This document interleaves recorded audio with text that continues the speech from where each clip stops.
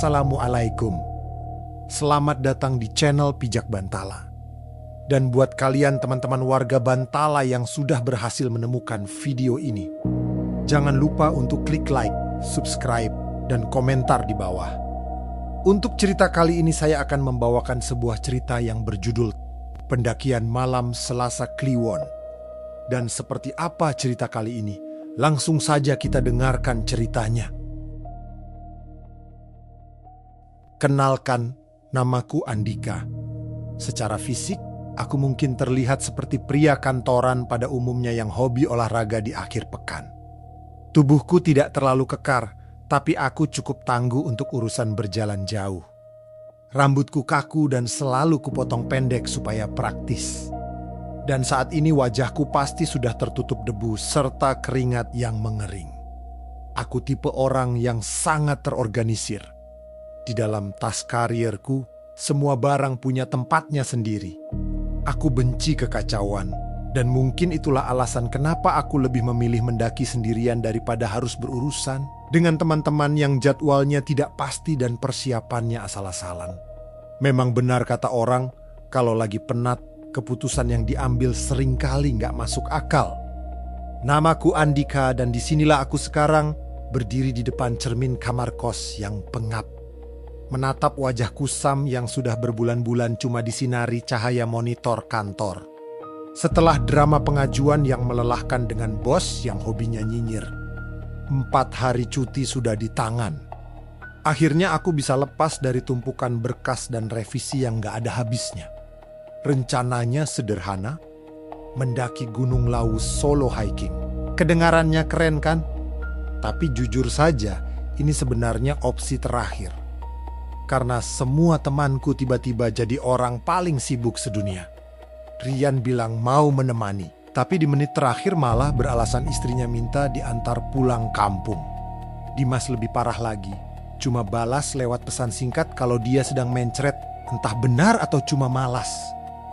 Aku sempat duduk diam di pinggir tempat tidur, menatap ponsel yang sepi dari notifikasi. Ada rasa dongkol yang merayap. Ya sudah, kalau nggak ada yang mau ikut gue berangkat sendiri. Gumamku sambil menutup tas karier berkapasitas 60 liter itu dengan kasar. Ada ego yang terusik di sana. Aku merasa sebagai laki-laki dewasa yang sudah sering naik turun gunung sejak kuliah. Mendaki Lawu sendirian bukanlah hal yang mustahil. Logikaku bekerja sangat praktis. Selama fisik siap dan logistik aman, semua akan baik-baik saja. Aku sama sekali nggak terpikir untuk mengecek penanggalan. Bagiku, Selasa ya Selasa, Rabu ya Rabu. Aku nggak peduli soal mitos Selasa Kliwon atau malam-malam keramat lainnya yang sering dibicarakan orang-orang tua. Di mataku, gunung adalah bentang alam. Bukan tempat berkumpulnya makhluk-makhluk yang butuh disembah atau ditakuti secara berlebihan. Sifat skeptisku ini memang sudah mendarah daging. Mungkin karena aku terlalu lama hidup di lingkungan yang semuanya harus bisa dijelaskan secara sains. Perjalanan dari Jakarta menuju Solo terasa sangat panjang. Bus yang kunaiki terus melaju menembus malam, sementara pikiranku sudah terbang ke puncak Hargodumilah. Aku membayangkan udara dingin yang menyentuh kulit, aroma tanah basah, dan matahari terbit yang akan menghapus semua kepenatan kerja. Di sebelahku, seorang bapak-bapak dengan kemeja batik kusam sesekali melirik tas gunungku. "Mau kemana, Mas? Apa mau ke Lawu?" tanyanya dengan suara serak. "Iya, Pak, lewat Cemoro Sewu rencananya," jawabku singkat.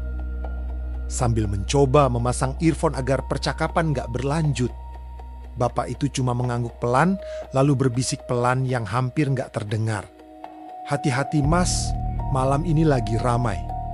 Jangan sendirian kalau bisa." Aku cuma membalasnya dengan senyum tipis yang dipaksakan.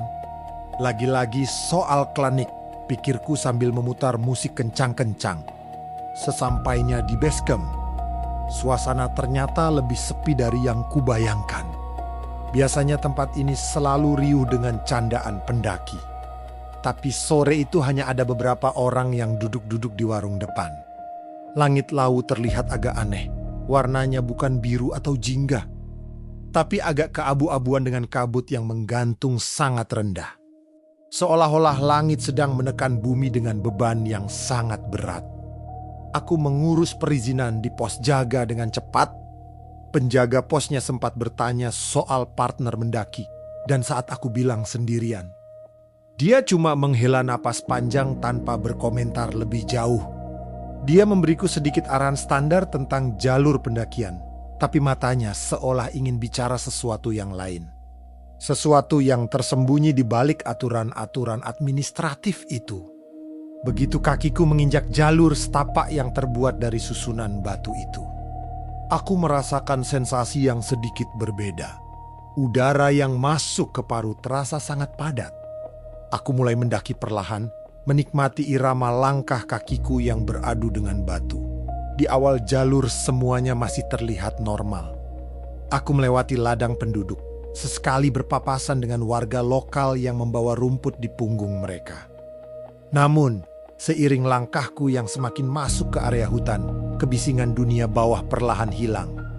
Yang tersisa hanyalah suara napasku yang mulai memburu dan bunyi dahan pohon yang bergesekan karena tiupan angin. Bau hutan di lau ini sangat khas, perpaduan antara wangi pinus dan bau lembab yang agak tajam. Aku sempat berhenti sejenak di dekat sebuah pohon besar yang batangnya dililit kain putih. Di depannya ada bekas bakaran dupa yang aromanya masih tercium tipis.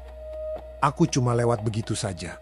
Bahkan sempat membatin dalam hati betapa sia-sianya orang-orang yang menaruh sesaji di sana.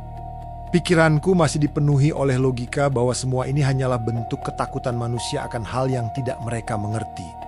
Lama-kelamaan, cahaya matahari mulai meredup, digantikan oleh kegelapan yang datangnya terasa sangat tiba-tiba. Aku merogoh saku tas untuk mengambil lampu kepala. Saat sinar lampu itu menyala, aku baru sadar kalau kabut sudah sangat tebal. Jarak pandangku hanya sekitar 3 meter ke depan. Disinilah keputusanku untuk mendaki sendirian di malam Selasa Kliwon ternyata tidak sepenuhnya tepat. Aku merasa ada yang aneh dengan bayanganku sendiri di tanah. Kadang ia terlihat lebih panjang, kadang seolah-olah bergerak tidak selaras dengan gerakanku. Aku mencoba mengabaikannya, menganggap itu cuma efek optik dari cahaya lampu kepala yang bergoyang. Tapi kesunyian di sini mulai terasa menekan telinga. Bukan sunyi yang menenangkan, tapi sunyi yang seolah-olah sedang menunggu sesuatu untuk terjadi. Aku terus berjalan, menanjak selangkah demi selangkah. Setiap kali ranting kering patah di bawah sepatuku, suaranya terdengar seperti ledakan kecil di tengah hutan yang bisu ini. Aku tidak tahu bahwa di balik kabut itu, jalur yang kupijak sudah bukan lagi jalur yang sama dengan yang ada di peta pendakian. Aku terlalu sibuk dengan egoku sendiri. Sampai-sampai aku tidak menyadari kalau tanda-tanda alam sudah mulai memberikan peringatan. Ini bukan sekedar naik gunung. Ini adalah awal dari tersesatnya logikaku. Aku, Andika, pendaki solo yang merasa paling tahu segalanya, baru saja mengetuk pintu sebuah dimensi yang seharusnya tidak pernah dibuka oleh manusia sepertiku. Dan malam itu, Gunung Lawu sedang tidak ingin memberikan jalan pulang dengan mudah. Langkahku terus berpacu dengan waktu yang rasanya berjalan lebih lambat dari biasanya. Napas yang keluar dari mulutku kini berubah menjadi uap putih yang pekat. Tanda bahwa suhu udara sudah turun drastis, mungkin di bawah 10 derajat. Aku baru saja melewati batas antara pos 1 dan pos 2. Tapi anehnya, aku belum juga menemukan tanda-tanda pendaki lain yang mendirikan tenda atau sekadar beristirahat. Padahal, ini jalur yang cukup populer. Lokasi di sekitar sini mulai berubah. Pohon-pohon besar dengan akar yang mencuat ke permukaan jalan seolah-olah menjadi rintangan yang sengaja dipasang. Cahaya lampu kepalaku menyorot ke depan, membelah kabut yang semakin lama semakin menebal. Lawu di malam hari punya karakter yang unik. Dia tidak sepenuhnya gelap gulita, tapi seperti dilapisi tirai tipis berwarna perak keabuan karena pantulan kabut. Harusnya sebentar lagi pos 2, gumamku sambil melirik jam tangan digital yang melingkar di pergelangan tangan kiri. Jam menunjukkan pukul 7:30 malam. berdasarkan catatan pendakian yang kubaca.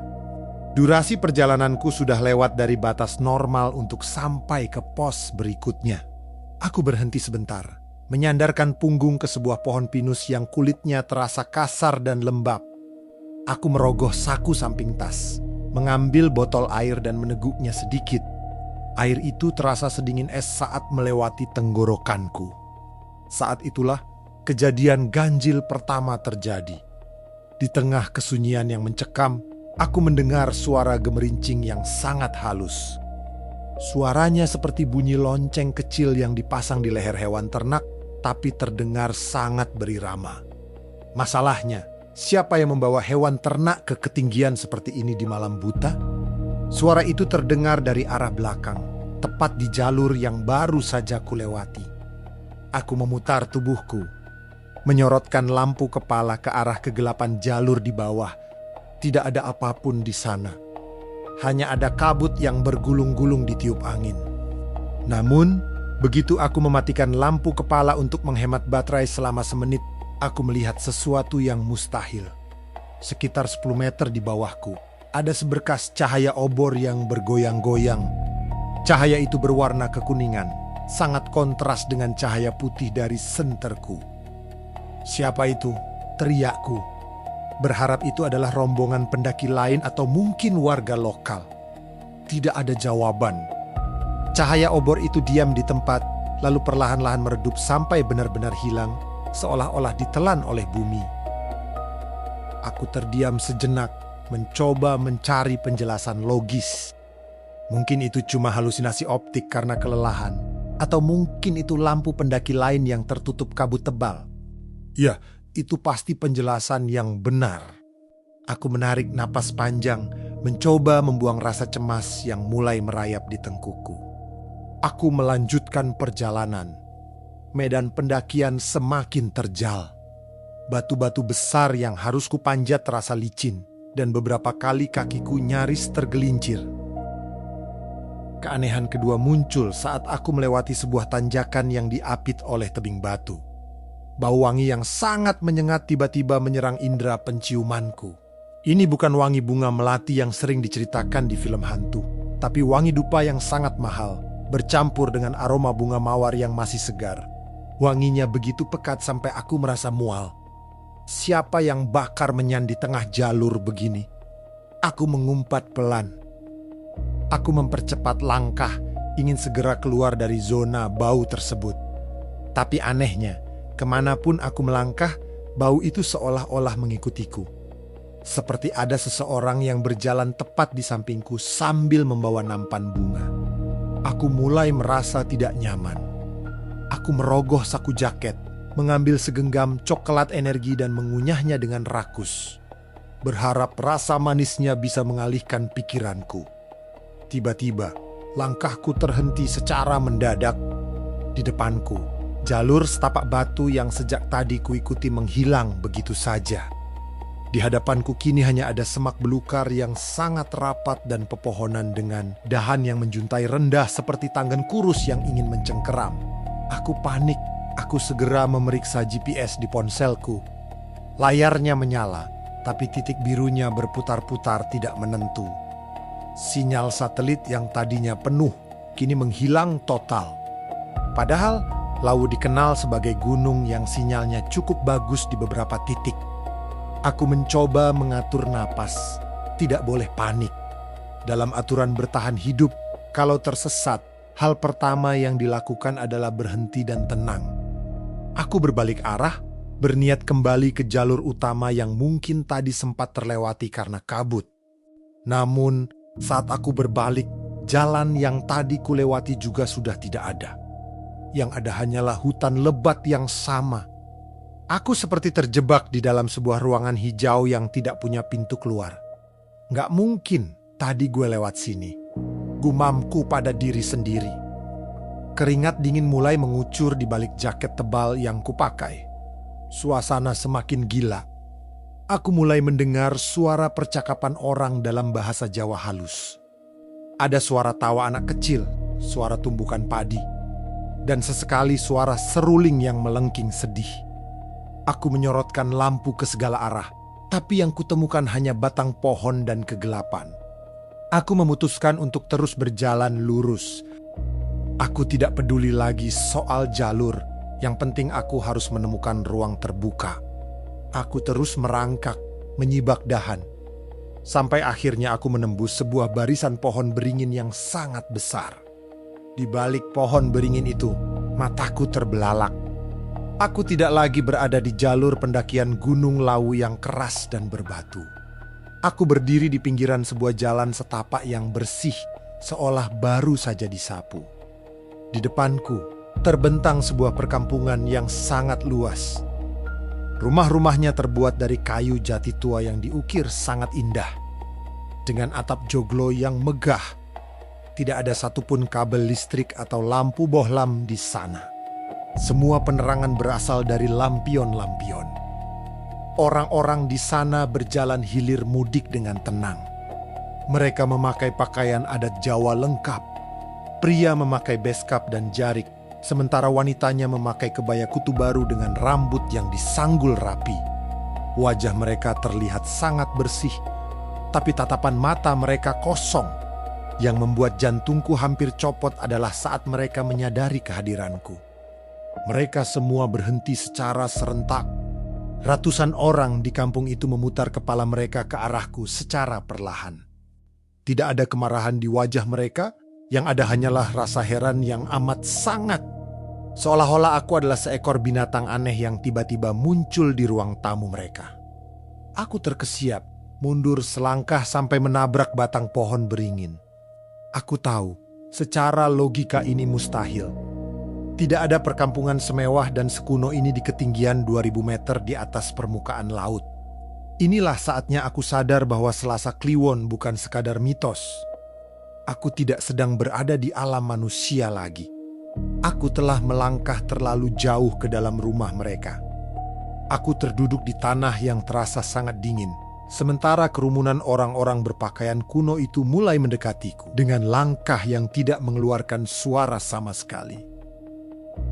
Aku ingin berteriak, tapi tenggorokanku terasa terkunci rapat. Aku hanya bisa terpaku dengan punggung yang menempel keras pada batang beringin besar itu. Napas yang tadi memburu, kini seolah tersendat di pangkal tenggorokan.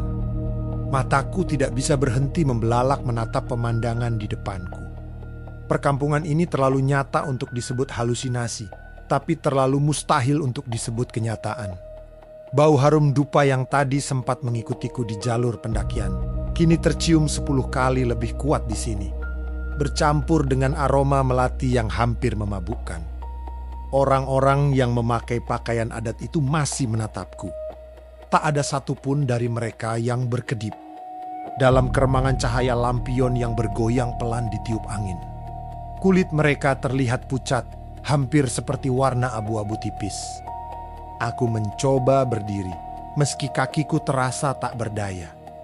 Tanganku meraba-raba ke arah tas karier, mencari saku samping untuk mengambil botol air, berharap sensasi dingin air bisa membangunkanku dari mimpi buruk ini. Namun, saat tanganku menyentuh botol plastik itu, bunyinya yang berkerit terasa sangat kasar dan mengganggu keheningan yang ada di tempat itu. Tiba-tiba, seorang pria parubaya yang memakai belangkon coklat tua melangkah maju dari kerumunan. Jalannya sangat halus, seolah-olah dia tidak menapak pada tanah yang baru saja kuinjak. Dia berhenti sekitar 3 meter di depanku, lalu membungkuk sedikit, memberikan salam yang sangat formal. "Selamat datang, Nak. Jarang sekali ada tamu yang tersesat sampai ke sini." Suaranya terdengar sangat berat dan bergema, seolah-olah dia tidak bicara dengan mulut, melainkan suaranya langsung bergema di dalam kepalaku. Aku menelan ludah dengan susah payah. "Saya pendaki, Kek. Saya mau ke puncak. Saya cuma lewat." Jawabku terbata-bata. Logika skeptisku yang tadinya setebal beton, kini mulai retak dan hancur berkeping-keping. Aku tidak bisa menjelaskan ini dengan teori sains manapun. Tidak ada desa di tengah hutan Lawu yang rumahnya punya ukiran sehalus ini di ketinggian yang menusuk tulang. Pria itu tersenyum, tapi senyumnya tidak sampai ke mata. "Puncak?" puncak itu masih jauh di atas sana dan jalurmu sudah tertutup. Kau sudah masuk ke wilayah kemuliaan. Di sini, waktu tidak berjalan seperti di duniamu yang bising itu. Dia kemudian memberi isyarat dengan tangannya agar aku mengikutinya. Di belakangnya, kerumunan orang-orang mulai membelah jalan, memberiku ruang untuk melangkah. Aku ragu, sangat ragu. Di dalam kepalaku, semua film horor yang pernah kutonton berteriak supaya aku lari sejauh mungkin. Tapi lari kemana? Di belakangku hanya ada hutan gelap yang jalannya sudah menghilang. Dengan berat hati, aku melangkahkan kaki mengikuti pria itu. Saat aku melewati kerumunan orang-orang desa itu, aku bisa mencium bau yang aneh. Beberapa anak kecil yang memakai kain jarik melirikku sambil berbisik-bisik. Suara mereka terdengar seperti desiran daun kering. Mereka menunjuk tas gunungku yang berwarna merah mencolok, seolah itu adalah benda paling aneh yang pernah mereka lihat. Kami berjalan menuju sebuah bangunan joglo yang paling besar di tengah perkampungan. Di terasnya terdapat sebuah gamelan lengkap yang ditata rapi, namun tidak ada yang memainkannya. Anehnya, meski tak ada yang menyentuh alat musik itu. Aku sayup-sayup mendengar suara denting kenong yang teratur seirama dengan detak jantungku yang semakin kencang. "Duduklah," kata pria itu sambil menunjuk sebuah kursi kayu jati yang diukir dengan motif naga. Aku duduk dengan kaku, masih mendekap tas gunungku di depan dada seolah itu adalah satu-satunya pelindungku. Pria itu menghilang ke dalam rumah dan tak lama kemudian, seorang wanita muda datang membawa nampan kuningan. Di atasnya ada sebuah cangkir tanah liat yang mengepulkan uap. "Minumlah, ini akan menghangatkan badanmu," ucap wanita itu dengan suara lembut yang mendayu. Aku menatap cairan di dalam cangkir itu. Warnanya coklat pekat, baunya seperti rempah-rempah tapi ada semburat bau manis yang sangat tajam. Seketika itu juga, aku teringat pesan penjaga pos di bawah tadi. Aku hanya mengangguk sopan tanpa menyentuh cangkir itu. Wanita itu hanya diam berdiri di sampingku, menunggu dengan sabar. Tatapannya yang kosong mulai membuatku merasa seperti mangsa yang sedang diamati oleh predator. Kenapa tidak diminum? Apakah tamu di duniamu sudah tidak punya sopan santun? Suara pria berbelangkon tadi kembali terdengar dari balik pintu. Dia muncul dengan membawa sebuah keris kecil yang diletakkan di atas kain sutra kuning. "Bukan begitu, Pak. Perut saya sedang tidak enak," ucapku, yang tentu saja terdengar sangat payah. Pria itu tertawa kecil. Dia duduk di depanku dan mulai mengelus bilah keris itu dengan perlahan. "Kau tahu, Cah Bagus, malam ini adalah malam yang istimewa. Selasa Kliwon di tempat ini berarti gerbang sedang dibuka. Kau beruntung tidak bertemu dengan mereka yang berada di luar sana, yang haus akan napas manusia. Tapi kau tetap saja terjebak. Dan di sini tidak ada yang bisa pergi tanpa meninggalkan sesuatu sebagai bayaran." Kalimat itu membuat bulu kuduku berdiri tegak. "Bayaran? Apa maksudnya?" Aku merogoh dompetku, bermaksud menawarkan uang jika memang itu yang mereka inginkan. Tapi saat aku melihat ekspresi pria itu, aku sadar uang kertas tidak akan ada gunanya di sini. Mereka tidak butuh uang. Mereka butuh sesuatu yang lain. Suasana di sekitar joglo itu tiba-tiba berubah. Lampion-lampion yang tadinya bersinar kuning hangat, perlahan berubah menjadi kemerahan. Suara percakapan orang desa di luar yang tadinya tenang, kini berubah menjadi bisikan yang semakin cepat dan keras. Aku merasa suhu udara semakin turun, jauh lebih dingin daripada di jalur pendakian tadi. Aku menatap ke arah jalan setapak tempat aku masuk tadi, tapi kabut hitam yang pekat sekarang sudah menutupi semuanya. Jalan keluarku sudah benar-benar hilang. Di depanku, pria itu masih menatapku dengan senyum yang semakin lebar, memperlihatkan deretan gigi yang semuanya rata dan putih sempurna, terlalu sempurna untuk ukuran manusia. "Sudah waktunya," katanya pelan. Tiba-tiba dari kegelapan di belakang joglo muncul beberapa pria besar berkulit gelap yang hanya memakai cawat. Mereka membawa sebuah tandu yang dihiasi bunga-bunga Kamboja layu. Mereka berjalan lurus ke arahku. Aku tersentak, mencoba berdiri untuk lari, tapi kakiku terasa seperti terpaku ke lantai kayu joglo itu. Aku tidak bisa bergerak sama sekali. Mau dibawa kemana saya? Teriakku panik. Suaraku hanya memantul di dinding-dinding kayu tanpa ada yang peduli. Kau akan menjadi saksi di upacara malam ini.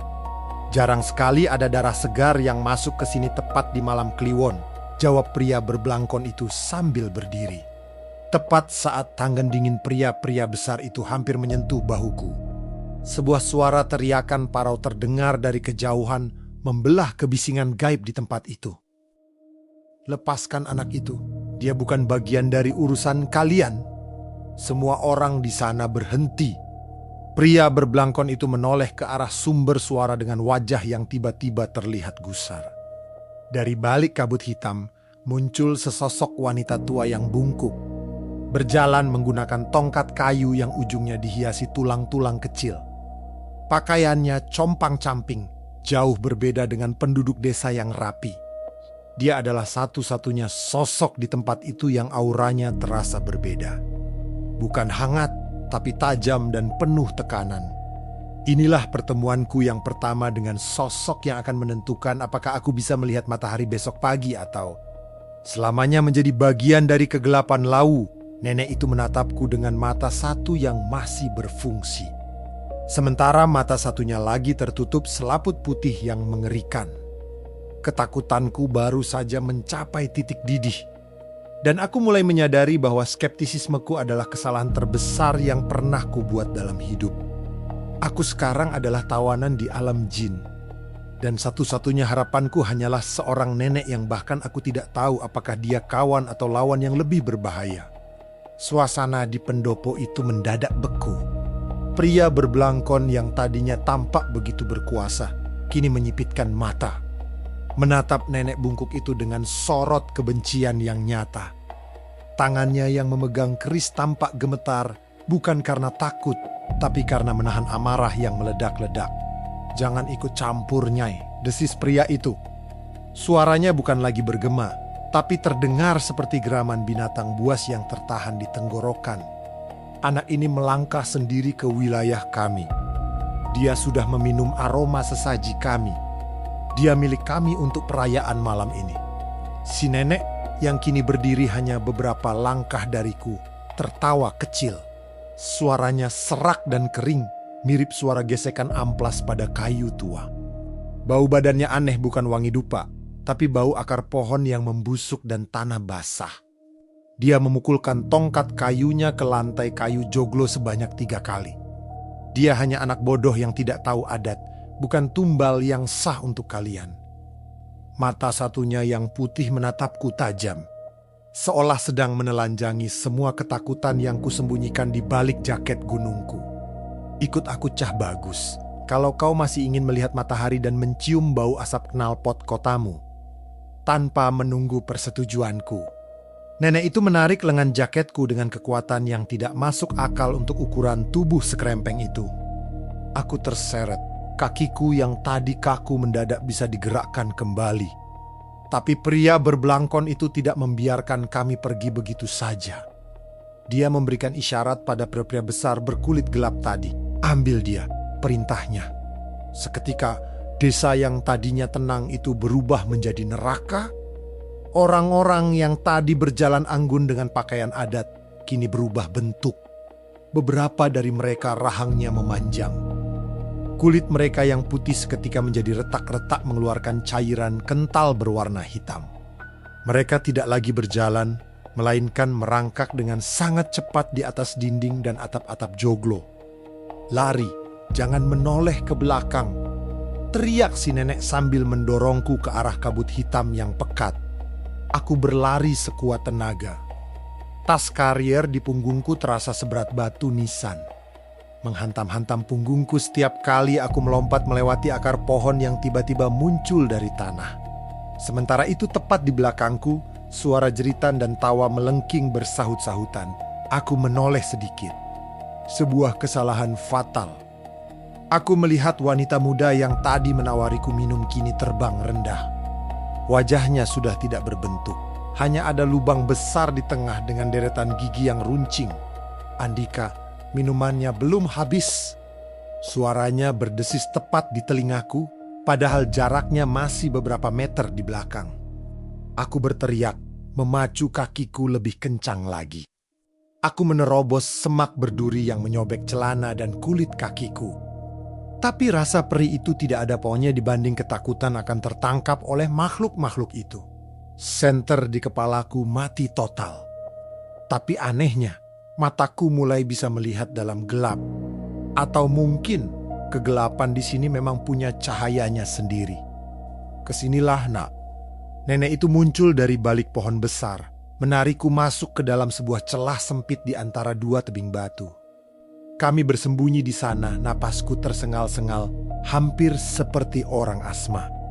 Di luar sana, suara langkah-langkah berat dan geraman terdengar mondar-mandir. Aku bisa melihat bayangan-bayangan besar lewat di depan celah tebing.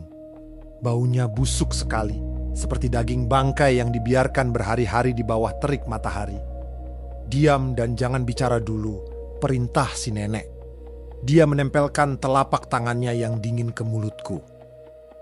Mereka tidak bisa melihatmu di sini, tapi mereka bisa mencium ketakutanmu. Kosongkan pikiranmu. Bayangkan kau sedang berada di tempat paling membosankan di duniamu. Aku mencoba memejamkan mata. Aku mencoba membayangkan meja kantorku, tumpukan kertas laporan, suara mesin fotokopi. Apapun yang bisa membuatku merasa nyata. Tapi sulit sekali ketika di luar sana ada sesuatu yang sedang mencakar-cakar dinding batu tebing. Mencoba mencari celah untuk masuk. Suara kuku tajam itu terdengar tepat di atas kepalaku. Debu-debu tanah jatuh menimpa wajahku. Aku menahan napas sampai dadaku terasa mau pecah. Setelah beberapa menit yang terasa seperti selamanya, suara itu perlahan menjauh, digantikan oleh suara angin yang menderu kencang. Nenek itu melepaskan tangannya dari mulutku. Dia menatapku dengan mata putihnya yang mengerikan itu dalam-dalam. Kenapa kau nekat sekali naik ke sini di malam seperti ini? Kamu pikir gunung ini cuma gundukan tanah? Saya cuma mau liburan, Nek. Saya nggak tahu. Suaraku bergetar hebat. Siapa mereka? Dan nenek siapa? Si nenek duduk bersila di tanah yang lembab, meletakkan tongkatnya di pangkuan. Mereka itu penunggu pasar di atas. Mereka jarang dapat manusia sombong sepertimu yang masuk tanpa permisi. Kalau aku, sebut saja aku penjaga gerbang belakang. Aku tidak suka mereka berpesta dengan cara yang curang. Dia kemudian merogoh sesuatu dari balik pakaiannya yang kumal. Sebuah bungkusan kain kecil berisi tanah dan bunga kering yang sudah hitam. Dengarkan aku baik-baik, kita belum aman. Kau sekarang berada di pasar bubrah dari sisi yang berbeda. Kau tidak akan bisa kembali ke jalur pendakianmu yang tadi kalau kau tidak memecahkan ikatannya. Ikatan apa, Nek? Tanyaku bingung. Sesuatu yang kau bawa dari bawah. Sesuatu yang kau anggap remeh tapi bagi mereka itu adalah undangan. Jawabnya misterius. Aku teringat sesuatu. Aku merogoh saku jaket kecil di pinggangku. Ada sebuah batu kecil berbentuk aneh yang kuambil di dekat pos 1 tadi karena bentuknya yang unik, seperti kepala harimau. Aku mengambilnya hanya untuk kenang-kenangan. Saat aku mengeluarkannya, batu itu tampak berdenyut dengan cahaya merah redup. Bodoh, si nenek memukul tanganku sampai batu itu jatuh. Itu bukan batu, itu adalah tanda terima. Kau mengambilnya di tempat yang salah dan pemiliknya sedang menunggumu di depan sana. Belum sempat aku membalas, tanah yang kami pijak tiba-tiba berguncang. Dari dasar tebing, muncul akar-akar hitam yang bergerak seperti ular melilit kakiku. Aku berteriak, mencoba melepaskan diri, tapi lilitan itu semakin kencang. Nenek itu segera berdiri, memukulkan tongkatnya ke akar-akar itu sambil merapalkan mantra dalam bahasa yang tidak kupahami. Tubuhnya berbulu hitam lebat, dengan mata merah sebesar piring yang menyala-nyala. Makhluk itu tidak punya wajah yang jelas, hanya lubang hitam besar di mana seharusnya mulut berada. Tubuhnya berbulu hitam lebat dengan mata merah sebesar piring yang menyala-nyala. Makhluk itu tidak punya wajah yang jelas, hanya lubang hitam besar di mana seharusnya mulut berada. Itulah yang mereka sebut sebagai genderuwo penunggu lau. Tapi ukurannya jauh lebih mengerikan dari apa yang pernah digambarkan orang. Makhluk itu meraung, sebuah suara yang getarannya membuat dadaku terasa sesak dan telingaku berdenging keras. Dia menginginkan batunya kembali, tapi dia juga menginginkan nyawaku sebagai tambahan. Nenek itu berdiri di depanku, tubuh bungkuknya mendadak terlihat lebih besar. Seolah-olah dia sedang menyerap kekuatan dari tanah di sekitarnya. Lari lewat celah di belakangku. Andika, jangan pernah berhenti sampai kau melihat pohon yang ada kain kuningnya. Kalau kau sampai di sana sebelum fajar, kau selamat. Kalau tidak, kau akan selamanya menjadi bagian dari pasar ini. Aku tidak punya pilihan lain. Aku berlari menembus lubang kecil di belakang tebing, meninggalkan si nenek yang kini sedang berhadapan dengan makhluk raksasa itu. Suara hantaman keras dan teriakan mantra si nenek menggema di belakangku. Aku terus berlari, meski paru-paruku terasa seperti terbakar. Ketegangannya kini berada di puncak. Aku merasa seolah seluruh hutan ini hidup dan berusaha menangkapku. Pohon-pohon seolah menggerakkan dahan-dahannya untuk menjegal langkahku. Suara-suara tawa dan tangisan bayi terdengar dari segala arah, mencoba memecah konsentrasiku. Tolong siapapun, tolong, bisikku. Meski aku tahu tidak ada manusia yang akan mendengarku di sini. Aku terus berlari, menembus kabut yang kini berubah warna menjadi merah darah. Di depanku, jalanan seolah tidak ada habisnya. Aku merasa sudah berlari berjam-jam. Tapi pemandangan di sekitarku tetap sama, pohon-pohon mati dan tanah hitam yang berbau belerang. Logikaku sudah mati. Yang tersisa hanyalah insting dasar untuk bertahan hidup. Hingga akhirnya, di kejauhan, aku melihat sekelebat warna kuning yang tertiup angin di antara pepohonan hitam. Harapan itu muncul, tapi di belakangku, suara langkah berat makhluk raksasa itu terdengar semakin dekat. Bum, bum, bum. Tanah bergetar setiap kali kaki besarnya menapak. Aku harus sampai di sana. Aku harus kembali ke duniaku yang membosankan. Aku bersumpah, jika aku selamat, aku tidak akan pernah lagi meremehkan apapun yang tidak bisa dijelaskan oleh akal sehatku. Langkahku kini terasa lebih ringan. Namun setiap sendi di tubuhku menjerit karena sisa ketegangan yang belum benar menguap. Aku terduduk cukup lama di bawah pohon cantigi itu, membiarkan sinar matahari pagi menyapu wajahku yang kusam. Rasanya seperti baru saja terlahir kembali dari lubang jarum yang sangat sempit. Di sekitarku, suara burung-burung gunung mulai berkicau riuh, sebuah suara yang sangat normal, sangat membumi, dan sangat kurindukan.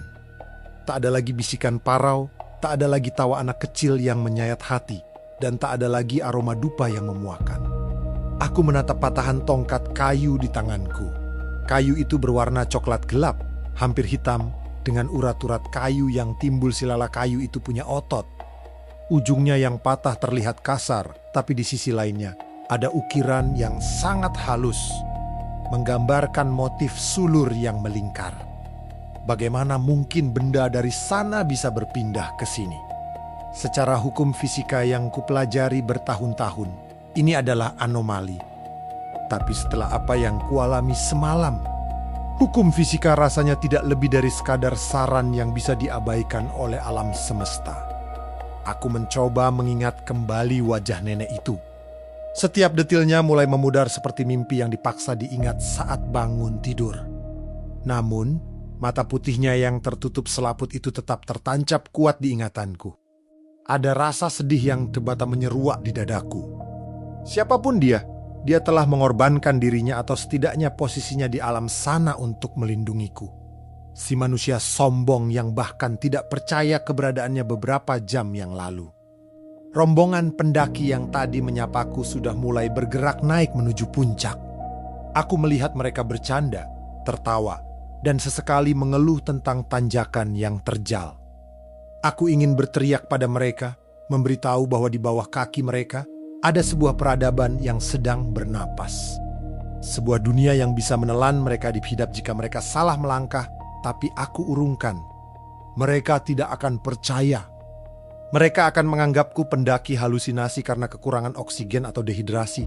Aku mulai berkemas, menggulung matras, merapikan isi tas karier yang kini terasa lebih enteng karena logistik yang sudah berkurang. Meski secara mental tas ini terasa membawa beban bertenton misteri. Saat aku hendak berdiri, aku melihat ke arah semik di samping jalur. Ada sesuatu yang berkilau di sana. Dengan ragu, aku mendekat. Jantungku berdegup kencang lagi. Aku khawatir akan menemukan batu kepala harimau itu lagi, Lex. Tapi ternyata bukan. Itu adalah sehelai kain kebaya kecil, sobekan kain berwarna hijau tua dengan motif bunga melati. Kain itu terlihat sangat tua, tapi baunya persis seperti bau kamar nenekku di kampung saat aku masih kecil. Bau minyak telon, bedak dingin, dan cinta yang tulus. Terima kasih, bisikku pelan ke arah hutan yang membisu. Aku menyelipkan kain itu ke dalam dompetku, menjadikannya jimat yang lebih berharga daripada semua perlengkapan naik gunungku yang mahal. Perjalanan turun dari pos 4 menuju base camp terasa sangat emosional. Setiap kali aku melewati pohon besar atau batu besar, aku membungkukkan badan sedikit. Bukan karena aku menjadi pemuja berhala, tapi karena aku akhirnya sadar hormat bukanlah soal takut pada setan, tapi soal menghargai bahwa kita bukan satu-satunya penghuni di semesta ini. Kita hanyalah tamu yang numpang lewat di rumah orang lain. Sesampainya di pos 3, aku bertemu dengan penjaga jalur yang sedang membersihkan sampah. Dia menatapku cukup lama, lalu pandangannya turun ke arah celanaku yang sobek-sobek. "Sudah ketemu jalan pulangnya, Mas?" tanyanya tanpa basa-basi. Aku tertegun, kalimatnya bukan tanya biasa. Itu adalah konfirmasi. Dia tahu, orang-orang di sini tahu, tapi mereka tidak bicara jika tidak ditanya. "Sudah, Pak, dibantu seorang nenek," jawabku jujur. Penjaga itu berhenti menyapu. Dia tersenyum kecil, jenis senyum yang penuh rahasia. "Beruntung kamu, Mas. Tidak semua orang punya penjaga yang mau menampakkan diri di malam Selasa Kliwon.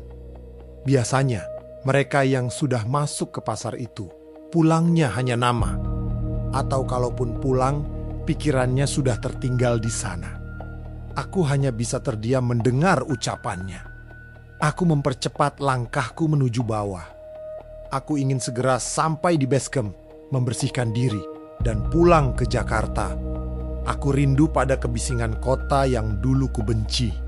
Aku rindu pada kemacetan, pada suara klakson, dan pada kenyataan bahwa di Jakarta, masalah terbesarku hanyalah tenggat waktu pekerjaan, bukan diculik oleh bangsa jin.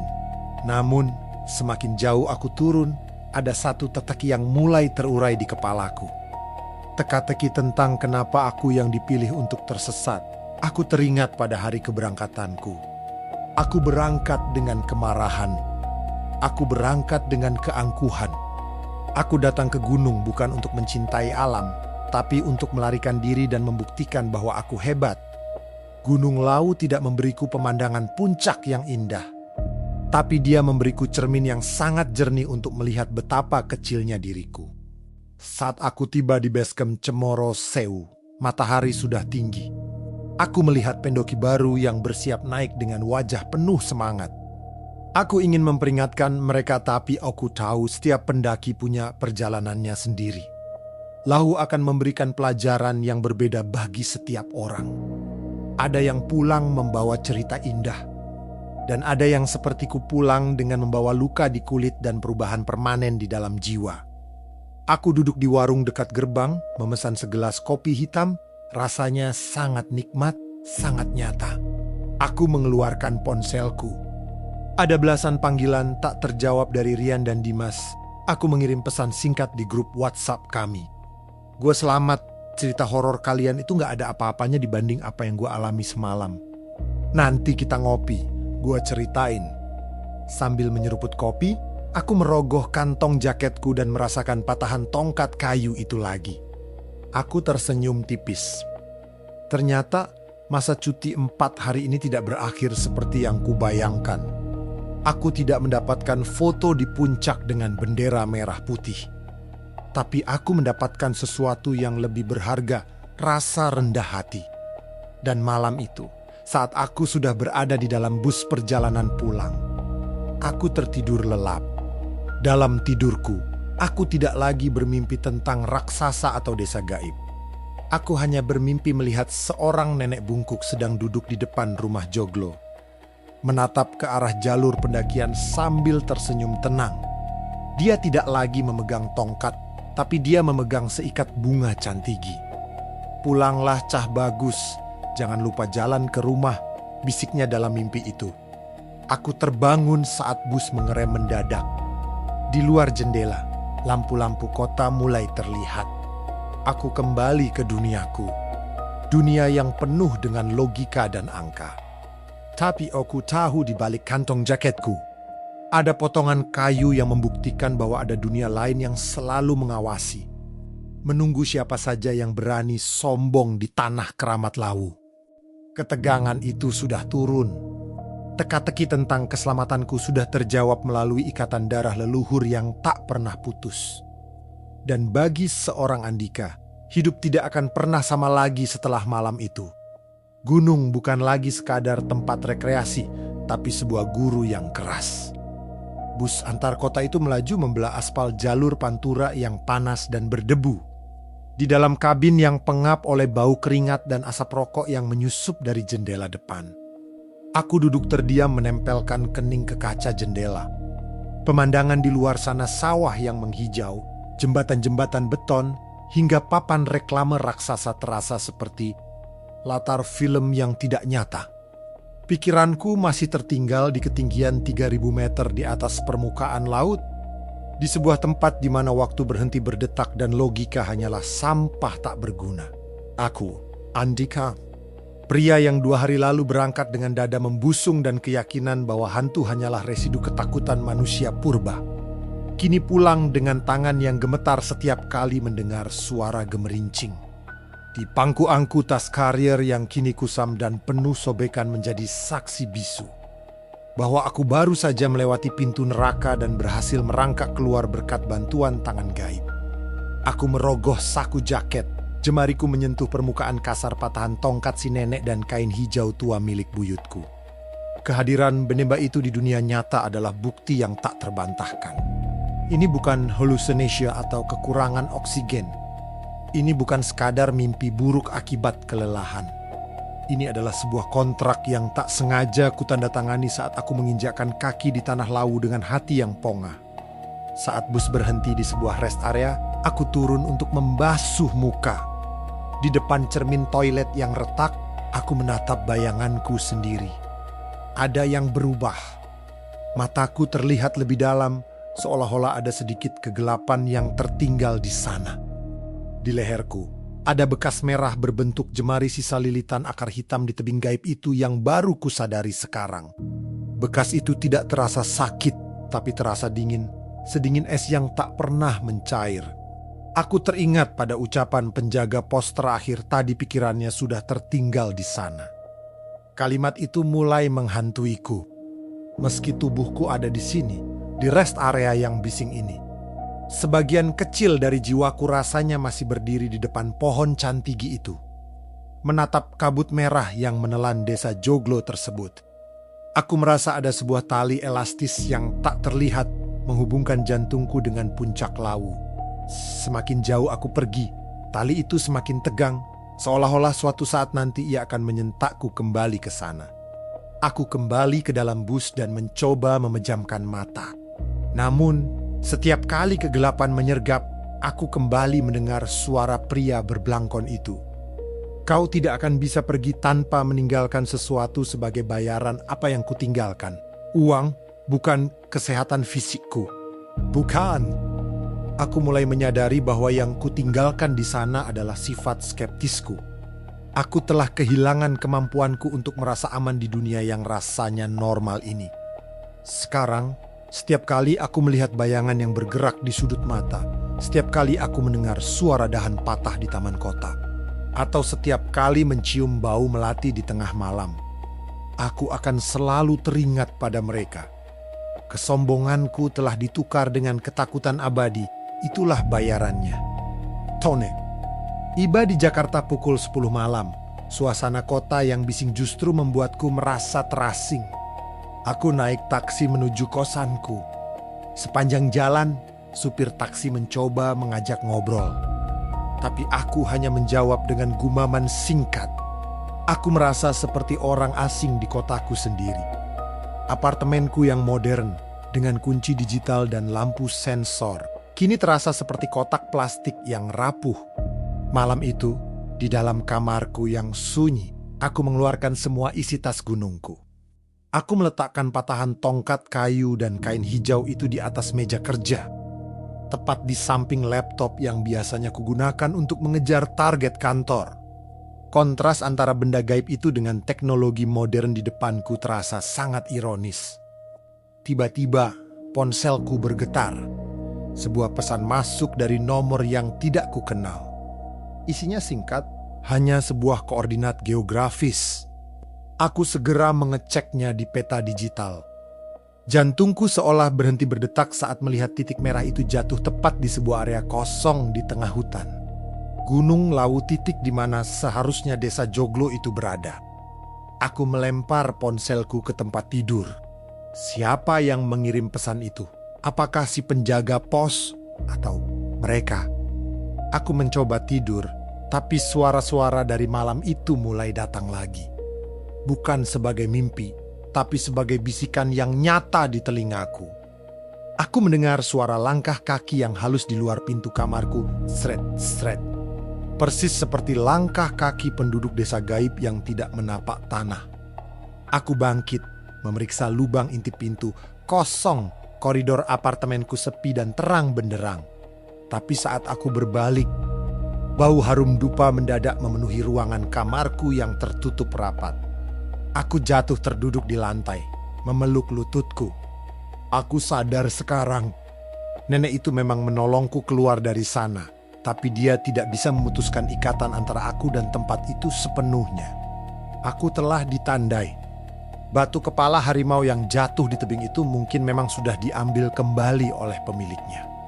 Tapi baunya, energinya, sudah menyerap ke dalam pori-pori kulitku.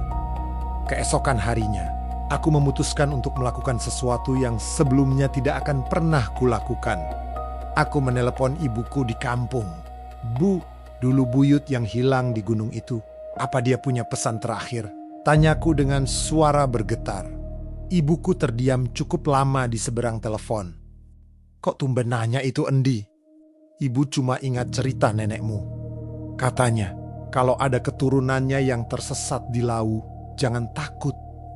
Dia akan selalu ada di sana, menjaga gerbang supaya Kukok tidak masuk terlalu dalam. Tapi sekali kamu ditolong, kamu punya hutang budi pada gunung itu. Hutang budi apa, Bu? Setiap tahun, di malam Selasa Kliwon, kamu harus mengirim doa. Dan jangan pernah bicara sombong lagi tentang alam. Karena sekali kamu menyentuh dunia mereka akan selalu menyentuhmu. Aku menutup telepon dengan tangan gemetar. Aku menatap patahan tongkat di meja.